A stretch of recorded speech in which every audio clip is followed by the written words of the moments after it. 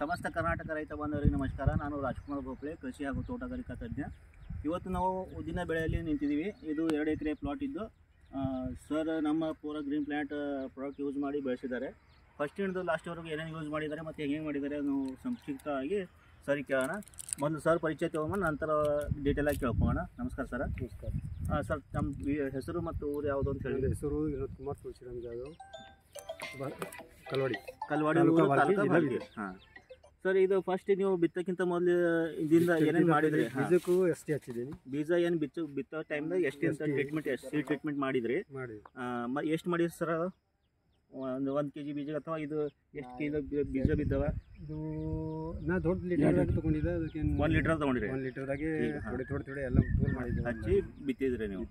ಹಾಂ, ಅದ್ರ ಬಾದ ಒಂದು 15-20 ದಿವಸಕ್ಕೆ ನೀವು 15 ದಿವಸಕ್ಕೆ ಗ್ರೋ ನೈಟ್ರೋಕಿಂಗ್ ಸ್ಪ್ರೇ ಮಾಡಿದ್ರಿ? ಸ್ಪ್ರೇ ಎಷ್ಟು 2 ಸಲ ಆಗ್ಯದ ಸರ್? ಹಾಂ, ಫಸ್ಟ್ ಸಲ ಆಯಿತು. ಅದ್ರ ಬಾದ್ 15 ಡೇಸ್ ಬಾದ್ ಅದು ಬ್ಲೂಮ್ ಹಾಕಿಸಿ 15 ಡೇಸ್ ಬಾದ್ ಹಾಂ, ಮತ್ತು 15 ದಿವಸದ ನಂತರ ಬ್ಲೂಮ್ ಮತ್ತು ನೈಟ್ರೋಕಿನ್ ಸ್ಪ್ರೇ ಮಾಡಿದ್ರಿ. ಅದ್ರ ಜೊತೆ ಸ್ಪ್ರೆಡರ್ 90 ಹಾಕಿ.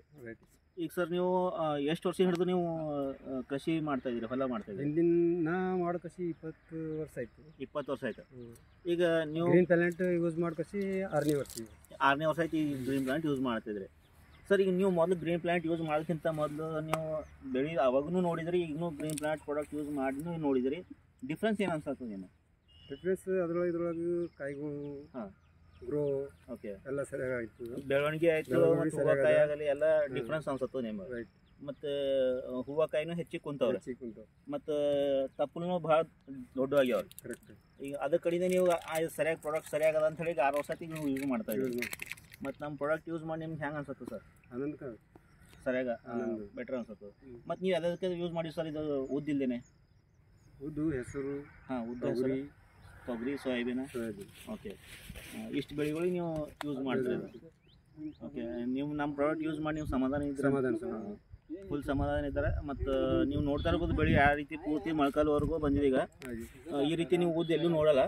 ಮ್ಯಾಕ್ಸಿಮಮ್ ಆಗಿ ನೀವು ನೋಡ್ಬೋದು ಹೂವು ಕಾಯಿ ಫುಲ್ ಇದಾವೆ.